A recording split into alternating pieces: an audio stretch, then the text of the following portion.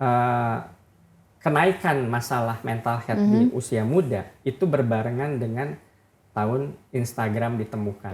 Kan kasihan Gen Z itu, sekolah hidup di abad 21, sekolah di sistem sekolah abad 20 dengan metode abad 19.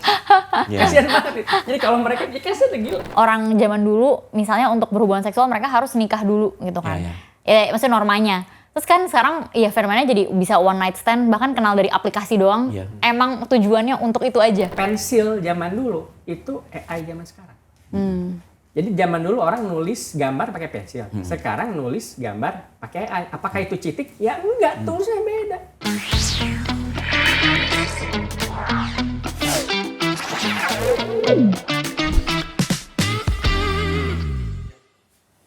Hai teman-teman, welcome back to Kata Om Bambang. Untuk teman-teman yang pertama kali dengerin, aku Mahari, anaknya Om Bambang, yang kebetulan adalah seorang psikolog klinis. Dan di sini adalah Om Bambangnya sendiri. Halo. Yang adalah wartawan biasa ya Pak ya. Dia mau mengakuinya sebagai wartawan biasa. Dan hari ini kata Om Bambang kedatangan tamu spesial. Ini thanks to Mas Budi, Mas Didit. Di sini adalah Prof. Robi. Halo Prof. Robi. Halo semuanya, senang saya di sini. Halo. Jadi kita nggak cuman ngomong-ngomongin fenomena aja. Kita sekarang sama ahlinya yaitu seorang sosiolog, Prof. Robi. Jadi berdasarkan sains ini. Yes. Nggak ngasal ya kita Nggak ya Pak, nggak ngasbun. Jadi biasanya Prof. Robi kita suka ngomongin hal-hal sebenarnya sehari-hari juga ya. Yang dialami layaknya aku suka curhat ke papa di rumah gitu. Tentang masalah-masalah yang aku alami. Dan kita kasih perspektif klinisnya tapi ada juga perspektif dari wartawannya gitu ya. Nah kalau dari Prof. Robi sendiri melihat keadaan saat ini ya, 2025 pertengahan ini, apa sih fenomena yang Prof. Robi lihat lagi terjadi di masyarakat kita? Wah, langsung ini. Langsung. Oke, mungkin bedanya psikolog sama sosiolog itu kan sosiolog itu berusaha menjelaskan masyarakat tanpa harus mengerti individunya. Yes. Jadi struktur lah kira-kira gitu ya. Sama kayak fisika gitu, nggak mengerti detail tapi enak.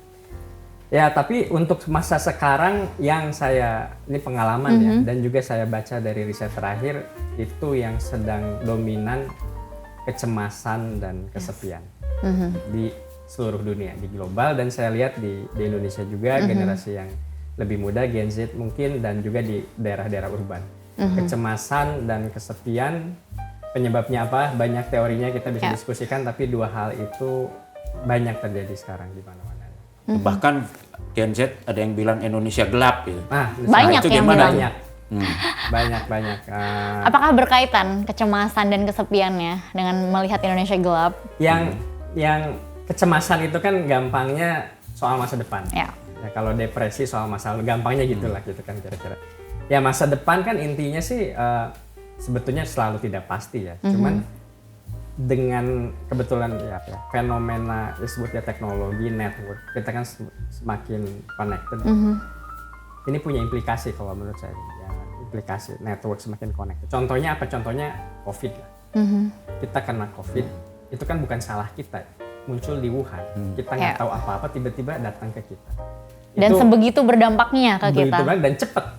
Nah, itu cuman satu virus. Nah, tapi kalau orang psikologi, orang sosiologi tahu yang menular itu bukan hanya virus, tapi kecemasan, bahkan kepercayaan, bahkan ideologi. Nah, segala hal yang nyebar menular ini di ruang yang highly connected network itu kan berarti cepat nyebar, cepat naik, tapi cepat viral, tapi cepat hilang juga. Jadi, kecuali yang long tail ya. Yang long tail, tapi ya jarang. Karena koneksinya tambah banyak. Jadi cepet naik. Dulu sih ya nggak lebih stabil. Cepet naik, cepet turun. Efeknya fluktuasi makin sering. Efek buat individu ya terombang-ambing ini. Semakin dia harus memproses cepet naik, cepet turun ini, dan dia kesulitan punya pegangan. Ini mau kemana ke depannya? Kira-kira gitu loh. Gitu. Betul. Ini relate banget sih sama tiap minggu klienku tuh pasti ada aja yang ceritanya tentang kecemasan, ketidakpastian masa depan, dan pasti kaitannya juga sama Mbak, aku tuh pengen deh social media detox. Karena tiap kali buka social media dia ngerasa banding-bandingin sama orang lain, abis itu mikirin masa depan dia gimana, terus ngeliat orang lain sukses apa segala macam, pokoknya rungsing banget. Dan disitulah dia merasa aduh ini udah cukup nih kayaknya mau konseling lagi gitu kan. Iya, ini kita ngomongin sosial media. Ini, nah saya coba jelasin kenapa perlu detox, kenapa perlu dibatasi usia. Maksudnya kan mungkin orang sekarang udah paham, tapi sebetulnya apa sih mekanisme? Mekanismenya tuh tentu banyak ya, cuman saya highlight gini. Ini kita highlight masa remaja, puber ya, remaja itu dari mungkin 9 lah anggap sampai.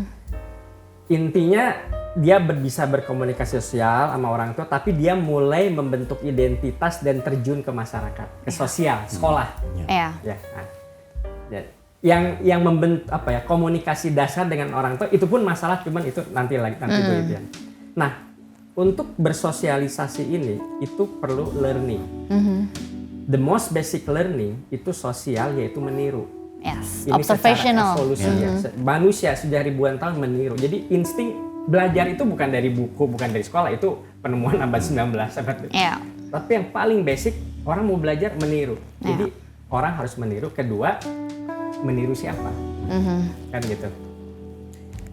Mungkin ya awalnya meniru orang tua yang dekat kan. Tapi lama-lama kan orang mikir belum tentu orang tua ini yang terbaik di hal yang dia ingin lakukan. Jadi nggak harus selalu orang tua, tapi dia selalu mencari meniru siapa. Role modelnya siapa nih? Role modelnya siapa? Itu saya berargumen, dan bukan saya, ini banyak lah risetnya. Itu tuh basic human species, bukan kita. Meniru dan meniru siapa. That's the most basic problem that humans need to solve di usia mulai 9-10 tahun sampai ke mungkin 18 sampai itu terus-terusan gitu. Nah, tapi itu is very basic. Nah, role model siapa?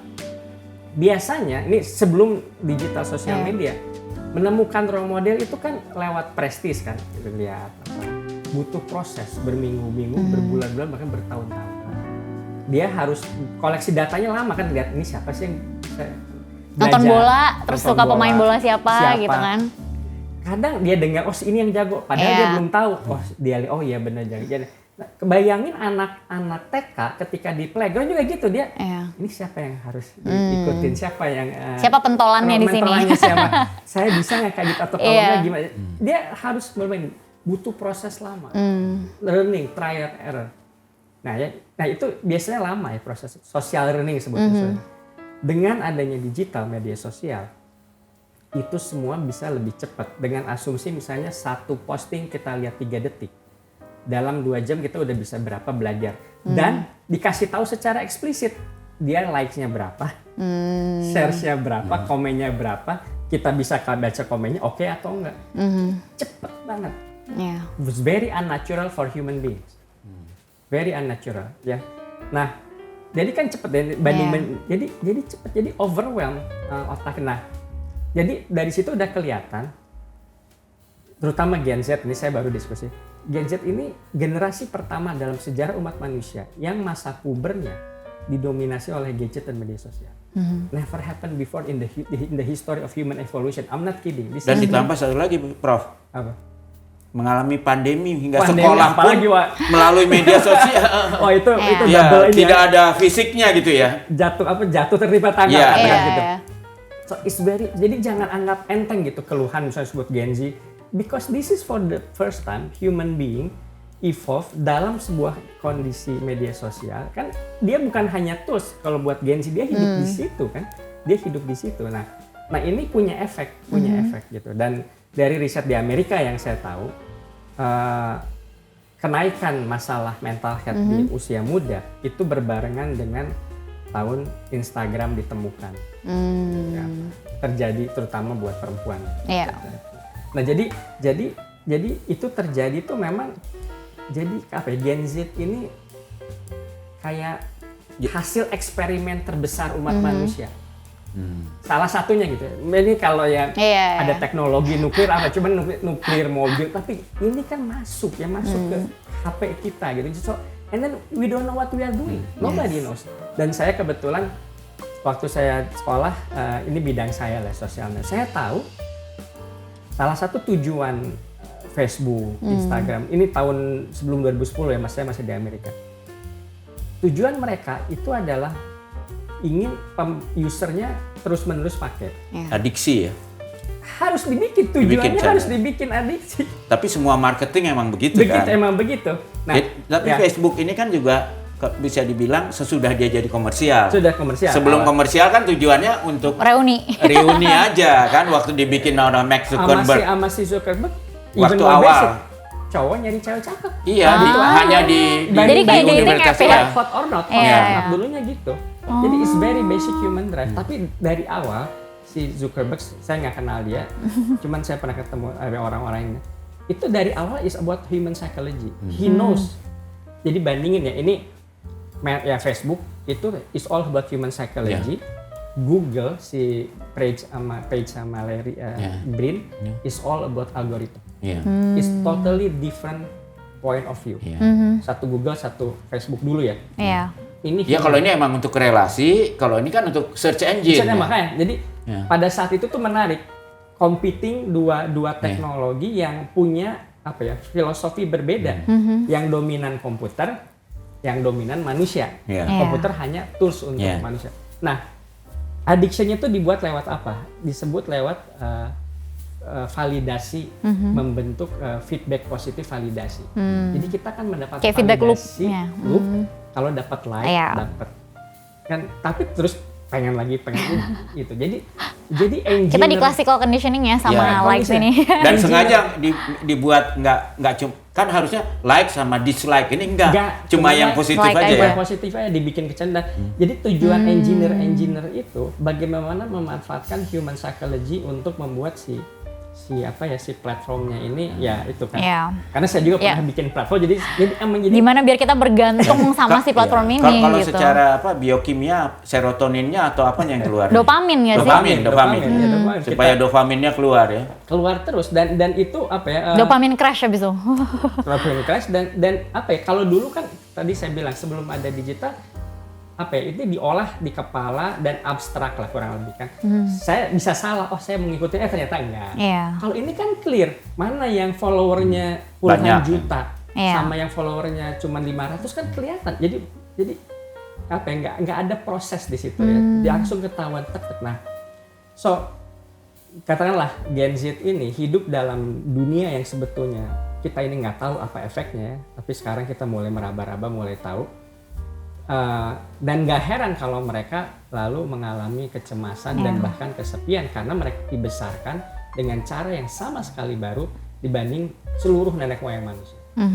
Dan paling sedikit tidak natural, maksudnya karena ini evolusi ribuan tahun saya bicara di sini, bukan sekadar membandingin sama tahun 80-90, ini ribuan tahun yang sekarang pakai gadget. Nah ini kan paling sedikit yang sekarang ada efeknya itu tadi kecemasan dan loneliness, dan itu di mana-mana gitu. Generational problem lah. Betul. Gitu. Dan ketika curhat sama generasi-generasi di atasnya, mereka nggak relate gitu. Nggak relate ya. Ya bahkan dianggap lemah. Iya. Ya, strawberry. Malah saya baru posting, saya juga ini lagi diskusi ya. Kan kasihan Gen Z itu sekolah. Hidup di abad 21, sekolah di sistem sekolah abad 20 dengan metode abad 19. Kasihan banget. Jadi kalau mereka, kasihan gila.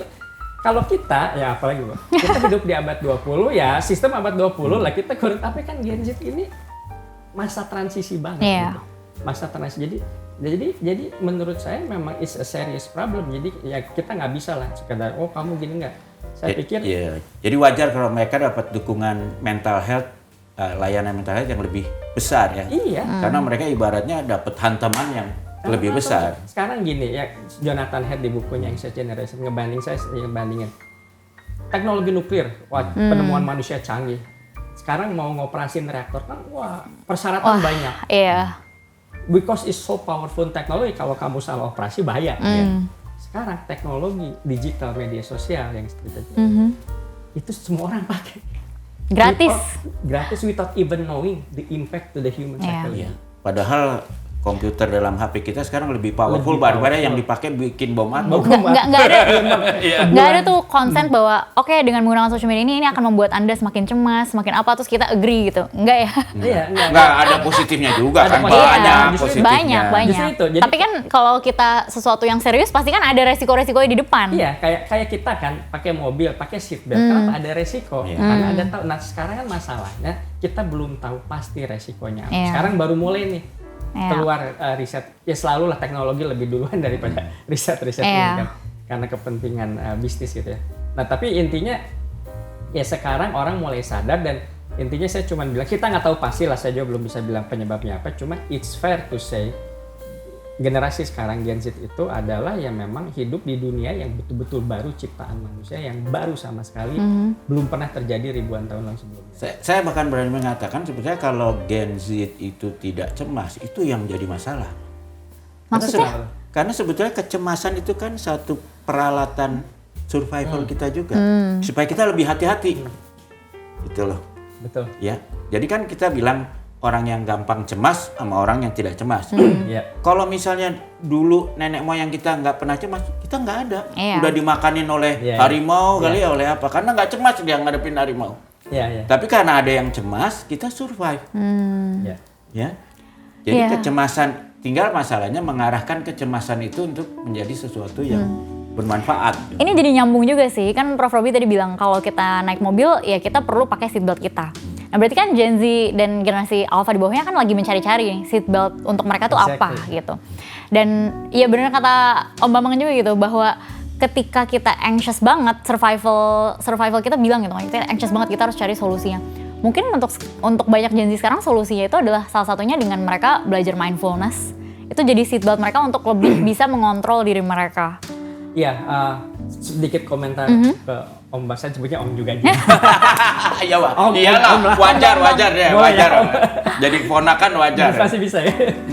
Jadi betul, cemas itu senjata survival kita.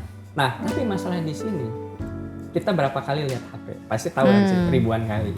Jadi kecemasannya terus menerus, jadi kita terus menerus siap survival gitu. Seakan-akan kita mau diterjang singa gitu, dan itu masih mendingan kalau Elon Musk berhasil nanti nempel di chipnya. Itu lebih ngeri lagi. Tidak perlu kita lihat lagi, udah nempel. Gak usah dilihat gitu. Nah, jadi yang tidak natural, betul kecemasannya, skill tidak natural tuh kita terlalu kronis dan tinggi karena ngeliat si Anu followernya benar. Itu satu ya. Nah, balik lagi ke seatbelt. Nah, terus terang ini saya nggak punya jawaban ininya juga. Cuman yang baru yang saya tahu ya, orang sekarang ngomong pembatasan usia. Kayak di Australia ya? Di Australia. Indonesia kan punya juga PP Tunas baru. Oh, malah nggak tahu aku. Ada. Dan ada juga usia ini berapa kan? itu? 13 kalau nggak salah. Mungkin saya cek. Kalau di Australia dan kan 16. ada juga detox kan? Iya, nah itu yang aku bilang detox. Ada orang yang membatasi diri, saya hanya atau screen time-nya di ini. Ya ada paling sedikit yang saya lakukan pribadi ya. Bangun tidur jangan lihat HP lah. Jadi jangan belum apa-apa udah dibanjiri itu susah loh. WhatsApp. Apalagi untuk orang-orang yang alarmnya di HP ya. Nah itu masalahnya tuh, saya sekarang lagi nyari yang non HP. Alarm analog ya. Semua orang punya cara kan. Jadi FOMO nih ya, menghadapi gejala FOMO ya. Iya kan udah otomatis dan betul. kan ada risetnya Pak. Jadi ada risetnya, HP ditaruh di balik ya. Nah, terus nggak dilihat, kita ngobrol. Tapi level stresnya tetap lebih tinggi daripada orang yang HP-nya nggak ditaruh. Karena dia tetap nebak-nebak. Ada apa nih? Ada notifikasi apa nih gitu. Jadi dia harus nahan gitu kayak. Kalau yang itu emang nggak ada. Jadi key-nya katanya dari riset itu ya HP-nya harus jauh di ruangan lain. Nah, jadi memang secara fisik. Secara fisik. Ini jadi makin relate juga ke Gen Z yang apa-apa sekarang boundaries kan. Setting boundaries. Di kantor-kantor kan pada komplain tuh, ini apa sih nih Gen Z setting boundaries, maunya work-life balance, nggak mau dikontak terus-menerus gitu. Padahal ya sebenarnya kalau dipikir-pikir generasi sebelumnya kan nggak mengalami kerja bisa dari rumah dan bisa tetap diganggu gitu pas udah malam ataupun pagi-pagi banget. Ya, I think that's the beauty of human mind ya, bahwa tadi ada apa ya, ada daya apa? Adaptasi ya. Adaptasi. Dan pegas kalau didorong bereaksi ada gitu. Jadi tapi kita masih nyari apa sih, ada yang mindfulness, ada yang kemana. Tapi itu semua tools yang kita punya ya, itu ada macam-macam. Tapi esensinya kan sebetulnya semakin generasi semakin maju, itu problem over choice kan yang membuat paradox of choices. Paradox ya. Kalau dulu kan zaman saya lahir kita mau sekolah pilihannya nggak banyak. Bahkan baju, sepatu pilihannya nggak banyak. Nggak banyak ya. Makin kesini kan semua tuh pilihan. Semuanya harus kita pilih sendiri. Ya kan? Bahkan zaman generasi nenek saya menikah aja kan nggak milih. Iya, Ya, dipilihin sama keluarga. Sekarang kan pakai dating app, milih. Ya itu, ini mungkin masuk sosiologinya. Karena mungkin ada faktor ideologi, value, norma, katakanlah kapitalisme gitu yang mengatakan semakin banyak baik semakin baik. Ini statement ideologis loh, bukan maksudnya konsumerisme ini, ideologi konsumerisme ya. Pokoknya semakin banyak. Nah, sebenarnya itu kan ideologi dalam arti ya pandangan terserah setuju nggak. Tapi nah sekarang misalnya di dating app ya, dulu kan orang nikah temen sekolah, tetangga apa. Masih mutual lah. Nah, pilihannya terbatas. Karena ya itu aja kan, paling keluarga. Dengan dating app, semua orang di dunia bisa. Betul. Jadi dalam arti pilihannya lebih banyak. Menurut teori ekonomi harusnya kualitas relationship lebih baik karena lebih banyak. Tapi apakah betul? Nah, saya nggak tahu. Belum ada riset yang secara konklusif mengatakan, katakanlah perkawinan dengan dating app kualitasnya lebih baik daripada non dating app. Nah ini kan yang menarik kan, Prof sendiri punya dating app kan? Pernah. Oh, gimana tuh Prof ceritanya? Gimana ceritain dong? Kok namanya yogurt lagi? Jadi ya saya ada partner dari Singapura bikin ya. Ya intinya sih, jadi gini awalnya tuh ya, saya belum pernah ceritain. Jadi awalnya tuh gini, saya Facebook kan di Amerika ya biasa aja gitu. Waktu saya pulang ke Indonesia, saya tuh banyak sombong nggak di approve atau nggak dijawab apa gitu maksudnya. Jadi saya tuh kayak harus aktif di Facebook secara komunitas gitu. Nah waktu di Amerika Facebook itu atau sosial itu buat ekspresi individu, tapi kalau di Indonesia komunitas. Nah dari situ saya bikin sama partner saya, di Indonesia tuh beda lah teknologi yang sama, sama orang Indonesia dibikin untuk ngebangun komunitas. Nah tapi waktu itu secara bisnis kan bangun komunitas apa yang nggak ngerti ya, ya secara bisnis udah cari pasangan, dating app gitu. Bikinlah kita, waktu nyari investor. Kebanyakan pada saat itu ya investornya banyak yang nggak setuju. Kenapa? Karena orang pakai dating app di bawah meja. Malu orang dulu ini tahun 2012 3 gitu ya. Jadi menurut investor kita nggak akan makan besar karena ini kayak illicit gitu, bukan ilegal tapi ya orang malu-malu pakainya. Investor pengen yang bisa meledak. Makanya kita ganti haluan. Waktu itu jadi nggak jadi dating app, akhirnya jadi platform ya untuk berteman gitu ya. Tapi poinnya itu bagaimana untuk bertemu orang yang nggak punya friends memulai sosial media kan nol friendnya sebelum ada TikTok ya. Terus mau ngapain lo? Nggak bisa apa-apa lo. Nah ini kita masuk lewat situ. Jadi kalau kan si Facebook bikin orang udah punya network dipindahin ke app. Nah kan gitu kan. Makanya mulainya di universitas dulu kan. Nah, tapi di Indonesia ini orang yang ya temennya paling itu aja ya, karena lingkupnya kecil, karena masyarakatnya masih terbatas, dikasih dating app tiba-tiba kenal tapi nggak pada kenal. Lucu tuh. The app become intimidating. Nah, jadi dia harus berteman. Jadi dating app bukan teknologi yang sama, media itu untuk berteman. Ya ini karena di kita mengekspresikan diri itu sesuatu yang agak susah. Agak susah dan dianggap mungkin sombong apa. Jadi Nah itu terjemahan bisnisnya untuk berteman ini ya dating app gitulah kira-kira ceritanya gitu. Tapi itu tadi nggak berhasil ganti karena. Kenapa namanya yogurt? Aneh juga ya. Wah itu hasil kompromi Pak. Politik. Baiklah. Tapi ini salah satu fenomena yang aku temuin di banyak klien-klien Gen Z aku juga sih ya. Banyak perempuan-perempuan yang ya 20-an gitu ya, yang ambis itu tuh susah banget mencari laki-laki yang menurut dia tuh memenuhi syarat. Kayak dan ini benar-benar banyak banget perempuan yang ngalamin ini. Kalau dari perspektif Prof sendiri, ada nggak sesuatu yang mungkin Prof pernah lihat ya? Oh ya mungkin karena ini gitu atau karena apa? Yang susah dari pasangan itu ya. Well, I mean matchmaking ini kan sebenarnya matchmaking problem. Matchmaking problem is still a big problem, still issue. Dating apps juga sekarang. Yaitu tadi kita belum punya bukti it's better. It makes better, matchmakingnya lebih baik gitu kan.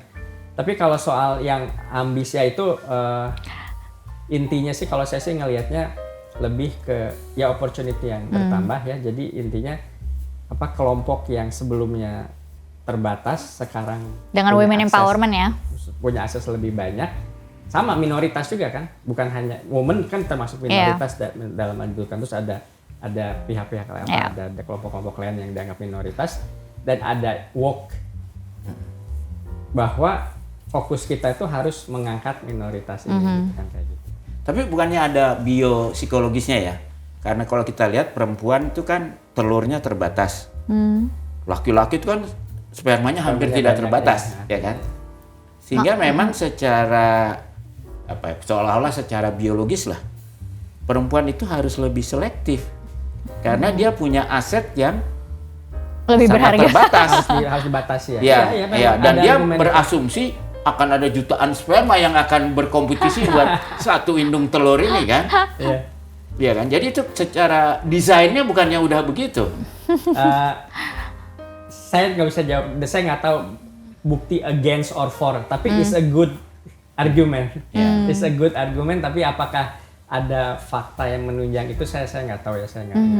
Tapi ya itu seperti itu. Bahkan kan kalau sekarang definisi biologis perempuan pun ini udah mulai kemana-mana. Iya, ya. Itu sekarang pun ya debatkan. Jadinya itu apakah itu konstruksi sosial atau memang secara biologis? Iya, walaupun Mahkamah Agung Inggris sudah memutuskan biologis ya. Terakhir saya belum. Ya. Agak ramai juga. Iya. Tapi saya kira memang ini jadi ngomong soal woke ya.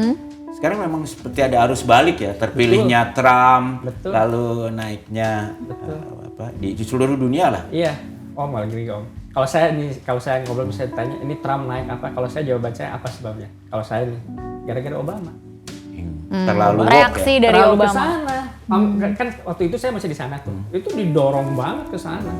Ya sekarang jadi DEI itu ya, diversity, equality and itu waktu zaman Obama is very prominent. Kerasa lah maksudnya kerasa. Nah itu sekarang ya orang-orang yang makanya setelah Obama langsung yang kepilih Republikan ya sih. Dan dengan bukan hanya itu tapi dengan semangat yang emang langsung diserang gitu kan. Iya ya. Cuma sebenarnya menurutku di generasi-generasi ya 30 tahun ke bawah ya, itu terasa juga di mana banyak dari kita terpapar konten-konten sosial media yang sangat progresif. Jadi tentang women empowerment, kita emang harusnya setara dan segala macam. Tapi banyak juga yang akhirnya karena mungkin bingung juga ya mengaplikasikan itu di masyarakat Indonesia dan mencari pasangan yang bisa menerima itu. Susah. Banyak juga yang jadi balik justru kayak jadi konservatif banget. Super konservatif. Super konservatif. Wajib. Kebetulan kan saya suka ngelihat data nasional juga ya. Dulu kan kita pernah di risetnya kita mencoba sama di Prof Hamdi juga. Mencoba mengkategorisasi apa ya? Bukan ya ideologi masyarakat. Jadi bukan satu-satu tapi jadi kita ngembangin metode dari teks macam-macam jadi bukan. Salah satu kesimpulannya masyarakat kita konservatif. Sangat. Jadi ya anggaplah jadi itu definisi yang saya pakai, konservatif. Konservatif bukan hanya agama, termasuk sosial, termasuk ekonomi. Berhutang itu kan tabu. Kan sementara kan itu kan berhutang untuk grow. Jadi konservatif dalam banyak hal. Nah, itu kan tapi itu kenyataannya seperti itu. Betul. Sama seperti ini apa ya kayak semacam rule of thumb kalau di kampanye nasional gitu misalnya Pilpres atau apa. Kita harus berasumsikan konten kita itu dikonsumsi oleh lulusan SMP. Because that's the baseline rata-rata kayak gitu loh. Jadi kalau setelah pendidikan lulusan SMP, kalau secara value katakan ya belief itu konservatif. Nah, itu memang challenge-nya di situ. Tapi kalau buat saya sih that's the beauty of diversity. Semuanya ada gitu loh maksudnya kan. Jadi itu. Yang kita jaga kan agar konservatismenya jangan juga kelewatan sehingga nggak menghambat progres. Iya. Kemajuan. Semuanya ada. Karena kalau saya termasuk yang saya tuh percaya diversity ini bagus bukan karena normatif ya, bukan karena kayak demokrasi normatif, tapi karena memang if we are diverse, jadi kita kayak toolsnya macam-macam. Lebih banyak choice-nya ya. Jadi kita kan nggak tahu masalahnya apa. Kalau kita homogen, sekali kena hama habis. Ya. Nah, jadi itu hukum alam sih ya, diversity itu lebih survive kan. Dan Indonesia kan diversity-nya bukan hanya cultural tapi biologi semua lah. Iya. I think that's the beauty of Indonesia. Makanya saya tuh selalu terkesima sama Indonesia tuh diversity-nya itu luar biasa sekali. Walaupun ya semua ada balance-nya ya. Diversity tapi tetap nggak pecah. Punya satu Bineka Tunggal Ika nggak? Ada Bineka Tunggal Ikanya ya. It's amazing. Maksudnya kan ya kalau Om 98, saya mahasiswanya kan. Ya ingat kan zaman dulu Indonesia kayak Yugo, Ceko pecah sampai sekarang. Itu dulu riset saya itu dulu. Apa tuh? Apakah Indonesia akan bubar atau enggak? Dan ternyata? Ketika dapat grant untuk riset itu yakin banget akan bubar. Setelah melakukan riset setahun malah ini emang kuat banget Indonesia. Nah kuatnya tuh dari mana? Salah satunya tuh bahasa Indonesia menurut saya. Nggak ada loh di negara di dunia yang berkumpul dengan berbagai bahasa, tapi kok milih bahasa persatuannya, bahasa nasional itu dari yang minoritas. Sehingga yang besar-besar susah nolak. Kalau dan terutama ada kombinasi dua. Satu, dari bahasa minoritas, mayoritasnya orang Jawa itu nerimo, bisa nerima itu. Jadi dua kombinasi itu ya, ambil dari yang minoritas supaya yang minoritas tidak merasa kena jadi kita hegemoni, juga ya. tapi yang sangat progresif, yang besarnya berhati besar juga. Iya. Tidak toleransi tinggi. Nah baik ini kalau di spin, iya. Tahun 20-an Sumpah Pemuda Indonesia udah woke. Iya, betul. Udah progresif. Sumpah Pemuda itu jenius kan berarti. Karena Malaysia aja nggak bisa kan bikin satu tapi itu juga terjadi karena kita punya musuh bersama kan. Musuh bersama. Iya. Jadi ada penindasan. Jadi menurut saya memang sesuatu yang terjadi baru itu memang bisa dilihat dari kacamata sebagai bencana. Tapi juga sebetulnya bisa dilihat sebagai suatu cobaan untuk membuat kita lebih baik. Peluang opportunity. Nah ini kan ahli fisika. Ahli fisika itu kan kalau elektron itu keliling dalam satu lingkaran stabil kan. Kalau dia mau mencapai tingkat stabilitas yang lebih tinggi, kan dia harus dikasih energi, dia pindah orbit kan. Di-disturb. Harus di-disturb, harus terjadi disturb. Harus ada disturb supaya dia pindah ke. Tapi disturb itu tidak pasti ke stabilitas yang lebih baik, bisa malah ke tempat yang lebih buruk juga kan. Itu nuklir, di disrupt nggak ke kontrol jadi ledakan nuklir. Tapi ya itu alam ya. Alam lah, hukum alam fisika, lah. Balik lagi ke mana? Ke budaya misalnya kan, saya bukan tapi kan ada buat orang, kata mungkin orang rasional atau kita pakai stereotip aja orang barat, bahaya banget tinggal di Indonesia banyak gunung berapi.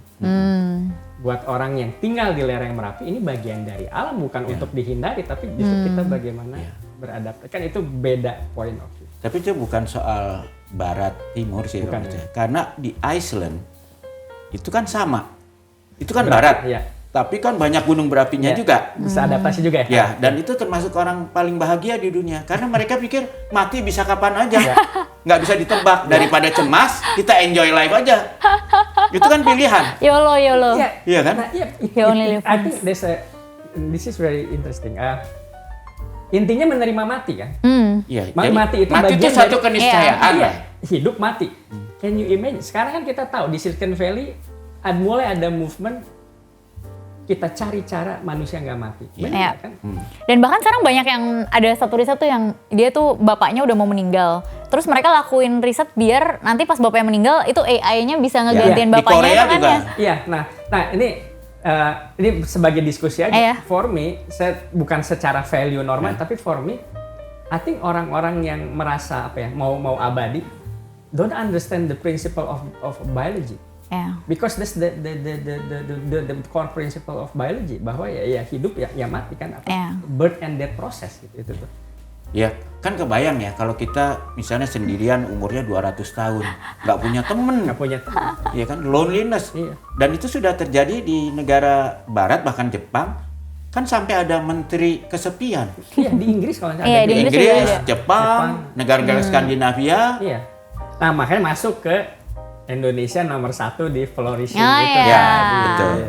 Nah itu tuh tadi kita diskusin juga. Tadi kita diskusin, coba gimana ya, jadi POV-nya? kalau saya melihat begini ya, jadi kalau kenapa Indonesia kan kalau kita begitu baca hasil itu pertama kaget kan, Indonesia masih miskin gini, pendidikannya masih rendah, kok bisa orang yang paling flourish, paling bahagia dibanding 22 negara flourish itu apa ya? Dan Jepang yang kita paling anggap bawah. Itu bawah, Amerika juga di bawah kita ya. Tapi saya kembali ini karena orang fisika dasarnya, saya juga elektro ya. Itu memang mungkin kita bisa juga kalau orang yang sinis, ada ipar saya yang sinis, begitu baca studi itu dia bilang, aduh, dia pakai bahasa Inggris bilang ignorant can be bliss. Jadi ignorance is bliss. Karena dia nggak tahu, dia bisa bahagia di dalam apa? Bubble-nya dia sendiri. Bubble-nya ya. Jadi kalau menurut saya mungkin Indonesia itu meng-create bubble-nya ya, orang Indonesia. Karena ada dua komunitas, saya bilang, terutama kan penduduk kita yang paling besar kan orang Jawa ya. Orang Jawa itu kan punya budaya sumeleh, nerimo. Jadi apapun yang terjadi itu kan orang Jawa, bahkan orang Melayu juga untung ya kan. Dia kesandung jatuh, aduh, untung meninggal. Jatuhnya pakai tangan gitu. Coba kalau kejeduk sama ini ya kan.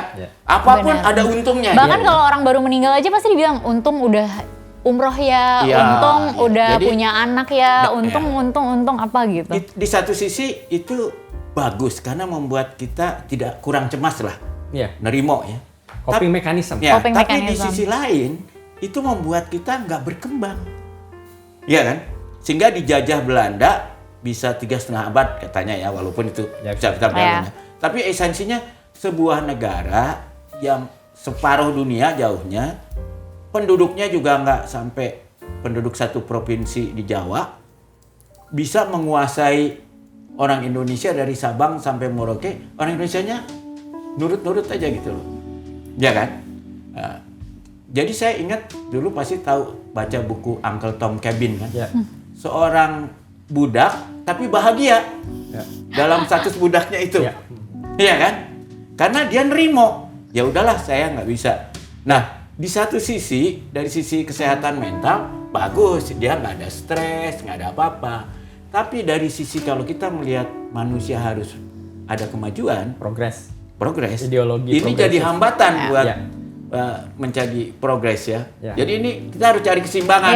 Kembali yang kita bilang doa serenity itu. Ya kan? Kita minta pada Tuhan, berikanlah saya kemampuan untuk mengubah apa yang bisa saya ubah. Tapi juga kepasrahan untuk menerima apa yang tidak bisa saya ubah. Nah, ini kuncinya. Dan kebijakan untuk bisa membedakan antara mana yang bisa saya ubah dan tidak. Enggak. Nah, itu kan. Itu intinya, optimumnya di situ kan. Stoik itu kan, stoik. Benar-benar. Dan sebenarnya ketika mungkin negara kayak Jepang, kayak Amerika tuh mereka mencari high results banget, tapi low fulfillment jadinya. Tapi meaningful juga, less meaningful. Sedangkan kita mungkin masih low results, tapi kok high fulfillment gitu ya. Nah ini for the sake of discussion aja. For the sake of discussion aja. Oke lah, tadi ada pisau bermata dua, oke ya. Nah, saya akan ambil posisi for the sake of discussion. I think sebut tadi Om Bambang nyebutnya the Javanese way is better. Saya ambil posisi itu dulu sekarang. Kenapa? Saya jadi ingat. Ini kayak polemik kebudayaan dong. Begitu ya? Oke lah. Oke, nggak apa-apa. Tapi ini kita hubungin sama penulis. Saya ingat ya, memang iya, karena saya ingat jadi karya sastra ditulis oleh Couperus, judulnya Hidden Force, bukunya. Oh iya. Hidden Force. Iya. Kalau yang belum baca. Itu tuh Bumi Manusia, Pramudia, tapi ditulis oleh orang Belanda. Jadi kayak dari sisi sebelah sananya, gitu kan. Klasik lah itu. Klasik, menggambarkan situasi di Jawa saat itu. Bumi Manusia dari sisi ya orang pribumi, orang Jawa, ini dari sisi orang Belanda. Couperus Hidden Force. Dia menang Nobel kalau nggak salah. Menang Nobel sastra. Nah, di buku Hidden Force itu diceritakan ya tentang seorang residen atau bukan bupati orang Indonesia, residen yang orang Belanda residen yang hidup di Jawa. Bagaimana dia di abad 19 yang sebetulnya sudah dikuasai itu Jawa, tapi dia merasa tidak bisa menguasai Jawa ini.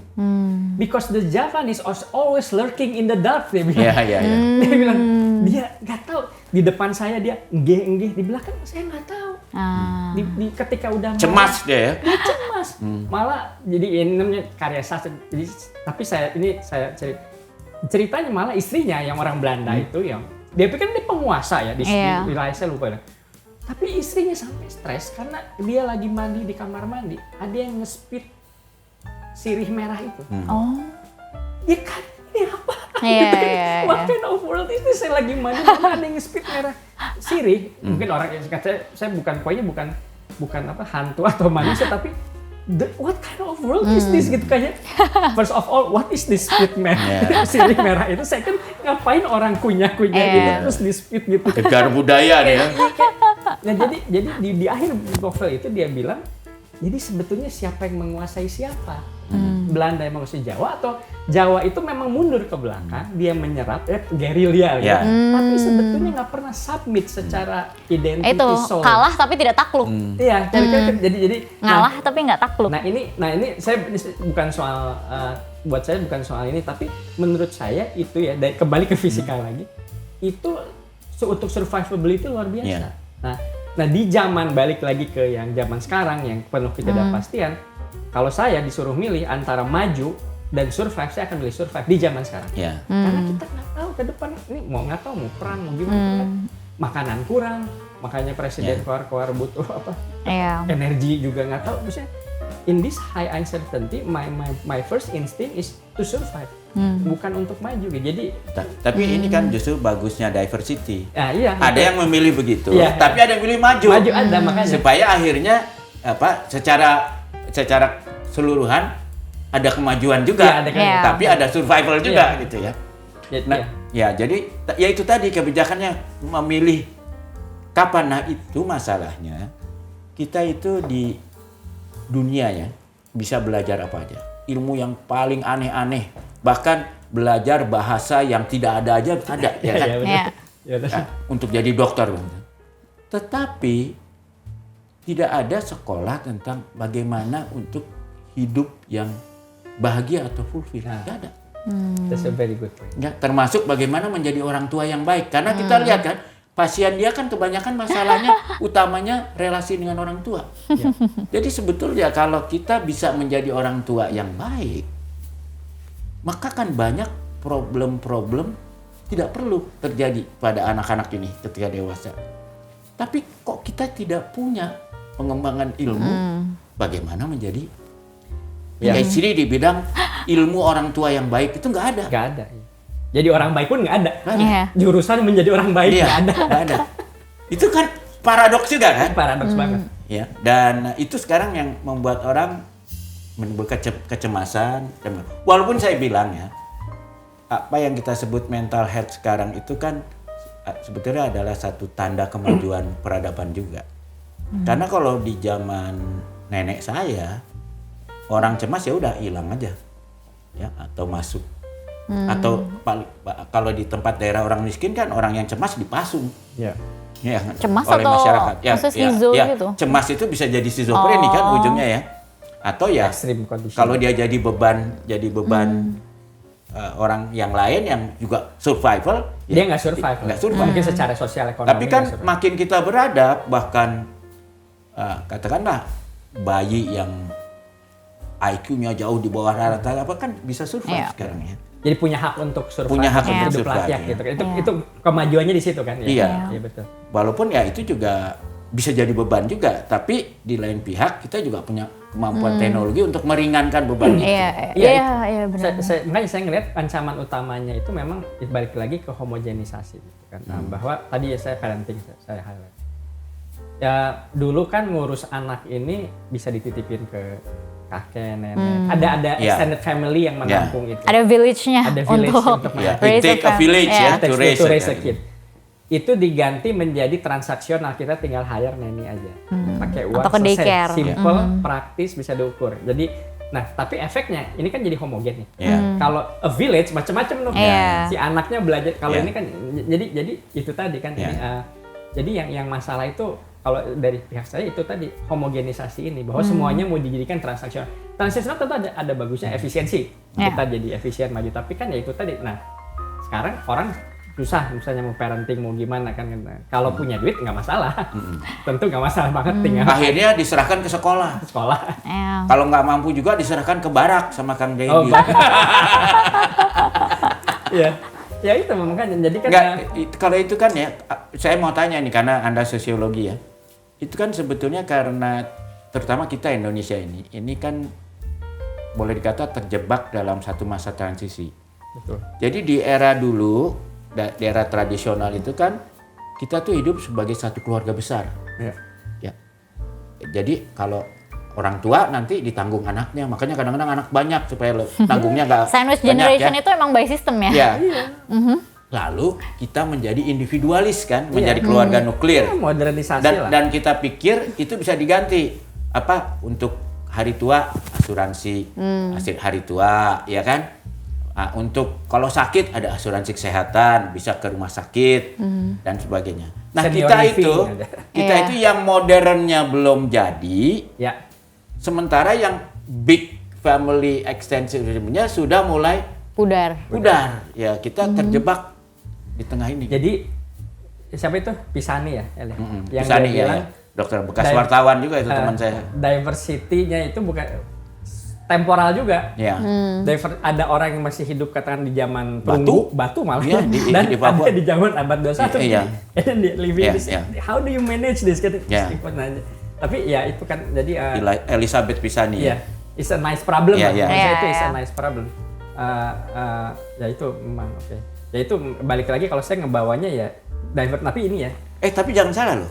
Sekarang di dunia kesehatan banyak orang-orang di dokter dari dunia abad 21 ingin belajar ke orang-orang di zaman batu, terutama tentang bakteri dalam perutnya. Ya kan? Ya. Sampai ada yang beli bakteri orang yang tinggal di Afrika, orang terasing di Afrika, untuk mendapatkan bakteri-bakteri dari katnya. Ada fecal transplant. Ya, fecal transplant. Bayangin ya, susah ngomongnya. Fekal bagus lah. Jadi bayangkan ya, sesuatu yang dianggap jorok di sana, ternyata itu bisa menjadi obat buat orang yang super modern. Jadi ini kan paradoks juga. Iya. Itu ya. Mind-boggling ya. Mind-boggling itu. Makanya nggak heran kalau Gen Z cemas ya, begitu mind-bogglingnya keadaan kita sekarang ya. Tapi kalau saya ini personalnya, mungkin saya mengklaim sebagai romantis ya. Saya jadi ingat novel Rusia abad 19 Dostoyevsky. This is menurut saya ini struggle mereka Rusia abad 19 antara itulah modernitas tradisional, masa transisi itu kan itu pada zaman itu kan itu rationality sama zaman pencerahan tapi sebelum perang dunia ya. Sebelum perang dunia. Tapi kan ya kita family tapi kita juga pengen pegang family, pengen church juga gitu pengen agama, jadi semuanya. Nah ini saya pengen tanya juga ya. Jadi kan di era yang sekarang over choice ini, banyak choice ya. Kan kalau dulu kita nggak bisa milih teman ya yang satu lingkungan. RT atau satu sekolah itu teman kita kan. Kalau sekarang kan teman bisa lewat digital, seluruh dunia bisa jadi teman kita ya. Nah, itu artinya apa? Kita punya choice, teman aja sekarang kita bisa milih. Bahkan bisa milih berdasarkan gender, berdasarkan hobi main bola, berdasarkan apa-apa. Iya. Anak saya sekarang main tenis, zaman saya dulu saya main tenis atau main bola harus ikut klub. Nah, orangnya itu aja jadi teman saya. Anak sekarang enggak. Sekarang ada mau main tenis pakai app, main tenis dengan orang cuma yang tinggal enggak lihat mau di mana jam berapa, udah ada teman-teman strangers. Main bola sama gitu. Ya, jadi temporer. Jadi bergabung temporer terus bisa. Itu ada pilihan lagi kan. Cocok kalau dia cocok, nanti main tenis lagi sama dia. Lagi. Nah, kalau kita dulu enggak masuk klub itu atau enggak ya. Tapi kehilangan kesempatan membangun relasi jangka panjang. Betul. Hilang value. Karena ini mungkin tapi apa benar itu? Tetapi mempunyai kesempatan membina relasi jangka panjang dengan orang-orang yang kita pilih. Nah, ini meng-create bubble lagi kan? Ya. Kalau kita hanya bergaul dengan orang-orang yang pikirannya sama dengan kita, pikiran kita bisa menyempit bahkan, homogen dan menyempit. Ya, sehingga harus ada kesadaran untuk keluar dari bubble ini. Tapi dengan tingkat kecemasan yang terukur lah. Ya. Nah, karena dia tahu satu kapan dia ngerasa lebih cocok, dia bisa selalu masuk kembali ke sini ya. Tapi kan kalau orang yang baik, dia akan terus kecemasannya lama-lama lebih. Berarti kalau gini, so we are fine now.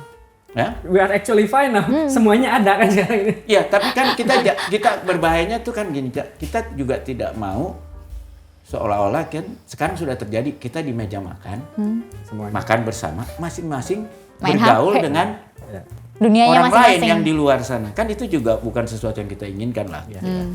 Ada balance yang tadi, unity and diversity itu. Bagaimana diversity-nya doing well, tapi unity-nya juga bonding, sense of belonging. Fundamentalnya tetap harus dipegang erat sih sebenarnya. Masalah generasi sekarang ya, bonding, community feeling itu ya, bisa. Benar. Ya sebenarnya nggak cuma tentang pertemanan ya, maksudnya kayak orang zaman dulu, misalnya untuk berhubungan seksual mereka harus nikah dulu gitu kan. Ya maksudnya normanya. Terus kan sekarang ya fenomenanya jadi bisa one night stand, bahkan kenal dari aplikasi doang. Emang tujuannya untuk itu aja. Iya, itu kan jadi untuk itu tuh berarti hanya biologis. Iya. Ya. Tapi bukan itu berkeluarga, bukan untuk. Nah, itu juga dampak. Jadi makin dari sulit. dengan ditemukannya pil KB. Dulu kan orang nggak punya pilihan itu. Kalau dia berseks, risikonya punya anak konsekuensinya. Dengan adanya kontrasepsi, alat kontrasepsi, sekarang risiko itu bisa dihilangkan sehingga ada pilihan. Kamu bisa berseks tanpa ada konsekuensi itu. Nah ini kan memerlukan kebijakan yang lebih tinggi lagi. Betul. Jadi memang generasi makin kesini makin dituntut untuk bijaksana. Dituntut untuk bijaksana karena pilihannya berat banget. Jadi kan kalau kita selalu bilang, kadang-kadang orang itu baik karena dia takut berbuat jahat karena ada konsekuensinya, atau karena dia memang benar-benar baik. Kalau dia sebetulnya orang baik yang karena takut konsekuensinya, begitu konsekuensinya hilang kan dia jadi jahat. Nah itu gimana nih mendidik anak-anak generasi muda sampai karakter dan moralitasnya tuh still the jadi level ada itu. moral kompasnya itu oke. I think that's the problem. Nah saya nggak tahu ya ini boleh saya agak kritis. Misalnya orang yang mempelajari karakter, anggaplah psikologi. Tapi kan sekarang psikologi basisnya juga science, mind. Balik lagi, nggak ada sekolah orang baik, nggak ada sekolah yang ngajarin gimana menggunakan hati. Bahkan mungkin sekolah agama pun sekarang udah it's not about heart gitu, about politik doktrin, juga doktrin atau apa teknis, ritual, bukan esensinya. Bukan how to make how to be a good person. How do you love somebody? Orang belajar dari mana sekarang? What is love? Itu kan berat sekali, kasihan emang. Saya si Gen Z itu kasihan, bebannya berat banget. Harus semakin banyak pilihan, secara ekonomi maju, tapi wisdom harusnya semakin banyak juga. So you have to do everything. You have to be highly skilled, making money and also wise. Tapi tool mereka juga jauh lebih banyak. Saya cerita ya, kita kebetulan punya kakeknya dia punya villa di Tugu. Di puncak. Kita di puncak sana ketemu ada yang masak, orang lokal kan. Nah, istri saya kebetulan suka itu awuk tuh dongkal. Terus tapi orang Sunda mestinya bisa bikin awuk kan. Bisa bikin awuk, Pak. Waduh, belum pernah katanya. Oh yang tahu-tahu besoknya dia bikin awuk. Loh, katanya nggak pernah. Ya Pak, saya belajar dari YouTube. Jadi dulu kan nggak ada pilihan itu. Ini percobaan kedua berhasil Pak, yang pertama gagal. Nah, jadi dulu kan nggak ada. Sekarang kita mau belajar apa aja, bikin apa aja dari YouTube bisa gitu. Dan sebenarnya jadi sebenarnya orang anak-anak Gen Z kalau dia mau belajar kebijakan itu, yang perlu dari dia adalah bagaimana menggunakan toolnya itu dengan baik sehingga dia bisa itu butuh kebijaksanaan lagi. Aku dulu inget, aku pernah cerita gini ke mama, aku bilang, "Mah, enak deh mama tuh dulu kalau nyari-nyari sesuatu di perpustakaan. Karena kalau di perpustakaan itu kan kita tuh nyari satu hal, tapi pasti kita akan jadi ngeliat banyak hal lain." Ya kan? Sedangkan kalau aku mau sekarang nyari sesuatu, aku harus tahu spesifik yang aku mau Google apa. Kalau sekarang dia promptnya harus jago gitu kan. Nah, itu cara jago nge-prompt cara jago untuk nyari taunya itu yang itu kan membangunnya. Kita mulai punya list hal-hal yang mulai hilang. Kemampuan membangun relasi jangka panjang. Kemampuan kesempatan untuk menemukan knowledge melalui kebetulan serendipity. Kayak ngelihat buku ini. Ini kemana-mana karena itu memang. Tapi apakah itu cukup valuable kita pertahankan dengan tantangannya? Tapi nggak tahu juga. Tapi balik lagi jawaban amannya ya semuanya ada alias diverse itu ya. Mungkin itu bisa diterima gitu. Tapi ujungnya mungkin ini juga ya memang orang tua dari awal harus juga kasih kepada anak-anaknya paling enggak ini loh struktur yang menurut saya paling baik. Bahwa nanti kamu mau berontak terhadap struktur itu dengan kebijakan baru silahkan. Tapi sebelum kamu punya kebijakan baru itu ya ini yang proven gitu kan. Dan bahkan kalau saya sih mungkin lebih dasar lagi. Ya, jadi ini mungkin saya jadi ada resiko anti teknologi, tapi let's not penggunaan teknologi digital itu kan asinkronus, sinkron. Padahal komunikasi itu sinkron. Saya kan bukan hanya dengerin apa yang disampaikan, lihat mata, lihat body language. Ada uncertainty di situ. Saya nggak tahu ngomongnya salah ngomong. Selalu taking a risk. And then timing is everything. Saya tahu kapan harus ngomong, harus berhenti kapan. Sekarang kalau di digital semuanya notifikasi, nggak ada timing. So, but I think that's really essence. Skill esensi sebagai spesies lagi-lagi ini bukan sebagai. Itu jadi bukan hanya struktur tapi even basic basic sosial kognitif sebagai spesies. Protokol lah ya. Protokol. Memang yang belum ada protokolnya. Ya jadi saya ingat karena saya orang elektro ya. Dulu itu kan orang mau bikin superkomputer pikirnya microchipnya yang harus super. Akhirnya bikin super cray. Chipnya harus didinginkan karena canggih. Tapi ternyata umurnya nggak lama. Kemudian orang bisa menemukan parallel computing. Chipnya biasa banyak, tapi yang bagus itu adalah software yang mengatur pembagian kerja chip-chip ini sendiri. Nah kita kayaknya sebagai manusia juga sebetulnya lebih seperti itu harusnya. Bagaimana menciptakan software protokol ini gitu, yang membuat kita rame-rame bisa bekerja sama menghasilkan sinergi bukan sebalikannya. Jadi emang kolaborasi. Ya, ini saya pancingan. Saya kebetulan baru baca tentang bagaimana AI itu merusak college writing, penulis essay, which is okay. Tapi gimana kalau ngelihatnya gini? Pensil zaman dulu itu AI zaman sekarang. Jadi zaman dulu orang nulis gambar pakai pensil, sekarang nulis gambar pakai AI. Apakah itu cheating? Ya enggak, tulisnya beda. Nggak bisa disebut cheating kayak dulu. Atau fotokopi ya. Atau kayak tadi kalau aku sekarang tinggal nge-google, kalau zaman mama papa dulu harus nyari di perpustakaan apakah itu skill yang tapi kan jadi kayak sama dulu saya harus belajar ikat sepatu, sekarang ada velcro kan gitu. Tapi kan fungsinya sama. Jadi jangan-jangan kita harus mulai berpikir ya udahlah terima AI ini ada seperti itu. Nah sekarang orang nulis gambar pakai AI ya protokolnya itu tadi gitu kan bukan pensil basisnya tapi basisnya ya large language model gitu. Tapi protokol yang diperlukan emang sebetulnya adalah tentang bagaimana kita berelasi ya. Sebetulnya kan itu yang core. Yang core-nya itu bagaimana kita berelasi supaya society, apa yang acceptable dan tidak acceptable dalam relasi. Supaya berfungsi kan, supaya berfungsi kita komunitas gitu. Gimana pun manusia makhluk sosial, kita harus ada protokol sosialis interaksi kan supaya kita bisa membangun kemajuan apapun itu semua basisnya ya interaksi kan. Ya karena saya bayangin ada kemajuan satu saat ada AI gitu, waktu kita berinteraksi gitu kan kita dia langsung baca wajah orang itu. Orang itu mulai marah katanya. AI-nya bisa deteksi gitu kan? Wah orang itu, apakah itu juga akan membuat kita semakin pandai berelasi atau kita semakin fake gitu kan? Itu juga atau problem itu lain. Jangan-jangan bukan fake ya, udah aja kayak gitu. Emang kita harus cari protokol norma budaya baru mungkin. Jadi I think it's really open up discussion ke sana. Gitu. Karena saya ingat ya kalau kita lihat sejarahnya konsep human rights itu kan dimulai dari perdagangan. Dulu itu yang dianggap manusia setara itu hanya di satu kerajaan, warga raja itu. Di luar situ, itu mau dibunuh, mau diapa, kuat-kuatan aja gitu. Ya.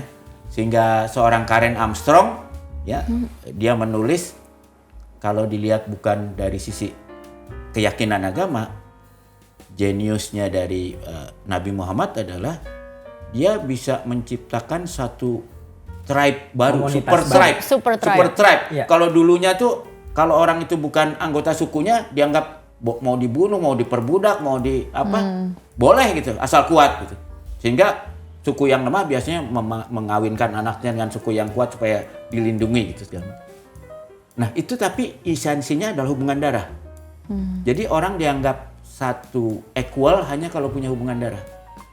Ketika Nabi Muhammad lahir melahirkan satu agama, ternyata orang equal kalau satu belief. Kepercayaan. Itu kan meluas tiba-tiba jadi. Dan cukup syahadat aja. Nah, kemudian dalam perdagangan internasional itu melahirkan. Tadinya hanya orang dari tempat orang dagang itu kan, yang lain bisa dibunuh, Tapi kalau gitu dagang nggak jalan kan. Akhirnya supaya dagang jalan harus ada protokol baru. Seperti dulu di Mekah ada protokol, itu daerah suci. Nggak boleh ada kekerasan di situ. Sehingga akhirnya di situ berkembang ekonominya. Nah jadi peradaban itu kalau harus maju memang kuncinya adalah relasi kita dalam antar manusia. Saya boleh nyambung itu jadi ke kisah Nabi itu ya. Jadi emang kalau ngobrol sama bapak-bapak biasanya ujungnya ke kisah Nabi ya? Dia ustadz, soalnya ini ustadz soalnya. Menarik jadi ya. Gitu ya Bapak. Tapi nggak apa-apa lah ya. Nggak apa-apa. Nabi, oke, ini basic aja lah. Nabi Muhammad dapat wahyu. Jadi dapat wahyu itu kan dapat job kan, dikasih tugas kan, iya kan? Sama Tuhan, kamu job desk baru. Lu dikasih nih, kamu diangkat gitu kan. So dikasih misi lah, dikasih job desk. Dan then Tuhan ngasih apa sebagai membantu untuk melakukan job desk itu? Harta enggak, kayaknya nanti. Istri. Betul. Militer enggak nanti. Politik power enggak jadi raja. Yang dikasih istri dan teman. Network. So if you think that way, even Nabi God perlu teman ya. Yang sebelum militer, politik, ekonomi, ring satu dulu. Istri, sahabat, makanya sahabat. Dan bukan hanya Nabi Muhammad, Nabi Isa juga kan sahabat. Nah ini bagus nih, karena saya nih sebagai mungkin bapaknya Mahari, itu banyak generasinya, terutama yang cowok-cowok, itu takut menikah karena takut nggak bisa menghidupi apa. Jadi perlu juga denger ini. Pokoknya itu nanti kalau percaya diri datang sendiri gitu kan. Dari situ kan kelihatan. Nggak perlu cemas lah gitu ya. Mau membangun sesuatu yang besar, bangun dulu ring satu. Termasuk istri dalam ring satu lah, orang-orang bisa dipercaya. Dan siapa? Misalnya kalau saya orang Islam taunya Muhammad Abu Bakar. Muhammad Abu Bakar itu dari umur 5 tahun teman-teman. Sampai jadi mertua akhirnya. Jadi emang itu ring satunya betul-betul ring satu. Dan sahabat yang lain dari Abu Bakar, bukan random juga gitu, dari temennya temen gitu kan.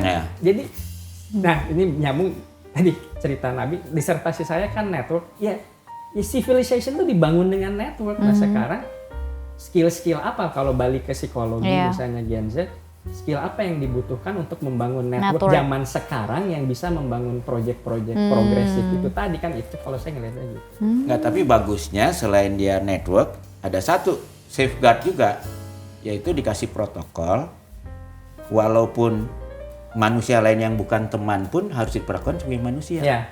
Ya kan itu. Bahkan ya kalau bisa disadarkan supaya menjadi teman beneran gitu.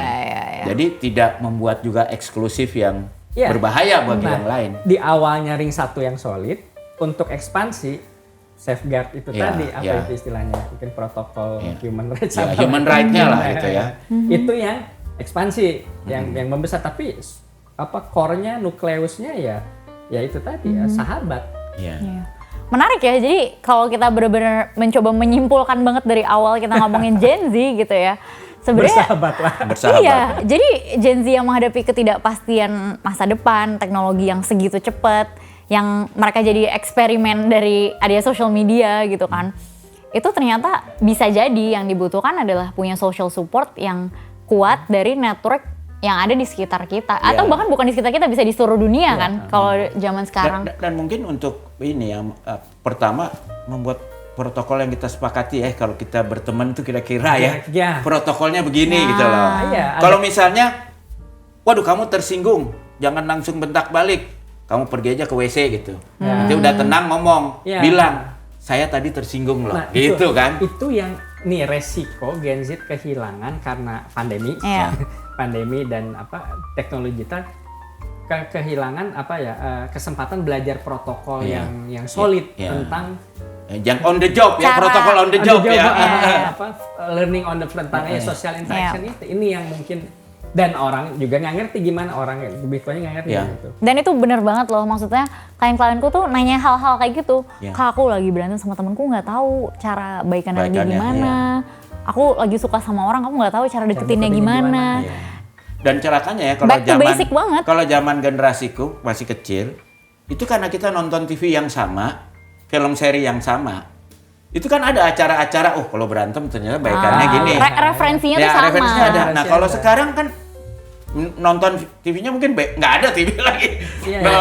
Lihat YouTube-nya beda, lihat ininya. Jadi memang harus ada tempat-tempat komunitas itu belajar menerapkan protokol itu ya. Jadi kalau marahan itu kira-kira baikannya gimana gitu ya. Deeskalasinya gimana gitu kan. Iya, oke. Menarik. Jadi kalau kita menutup podcast ini juga, kalau ada satu nasihat yang mau diberikan kepada Gen Z zaman sekarang, kira-kira dari Prof Robi dulu mungkin apa, dan mungkin nanti dari Om Bambang dari saya apa? Yang terakhir, bangun ring 1 yang solid. Itu dulu. Ring 1 tuh nggak harus banyak-banyak, tapi solid. Benar-benar bisa percaya, bisa ngomong apa aja sama itu. Safe space. Wow.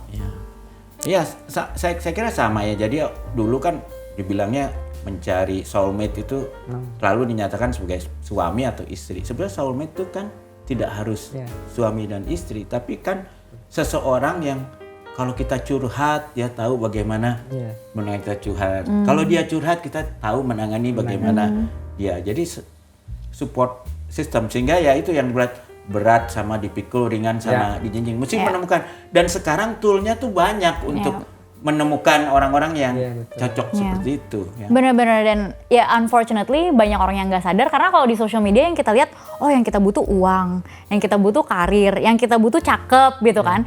Jarang kita lihat di social media konten tentang yang kita butuh tuh pertemanan yang kuat. Makanya kalau saya ini usul, Prof ini kan tadinya mau bikin dating, sebenarnya jangan.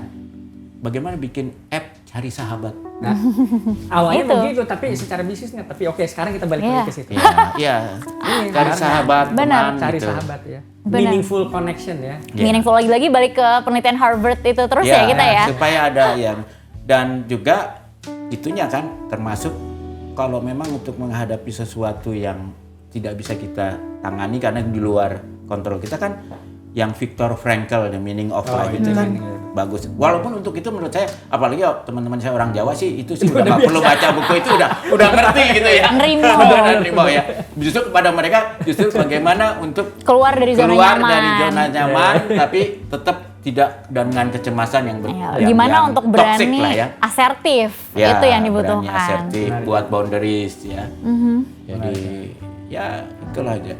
Ya dia bisa belajar lah. Jadi orang yang dari teman kita yang orang Batak belajar, ya orang Jawa belajar Batak, dengan orang Padang ya kita belajar sama. Itu ada juga deh di psikologi sosial tuh, kalau ada konflik antara dua orang, mereka cuma perlu dipertemukan kontak point atau apa ya namanya, ada teorinya tuh. Conflict resolution gitu ya. Iya, mereka cuma perlu ditemukan, cuma perlu exchange ke rumah masing-masing. Jika aku menjadi langsung paham gitu apa yang sebenarnya terjadi. Tapi kadang-kadang juga perlu mediator. Betul. Oke. Kalau begitu sekian, terima kasih, nih obrolannya banyak banget topiknya. Tapi menurutku menarik banget.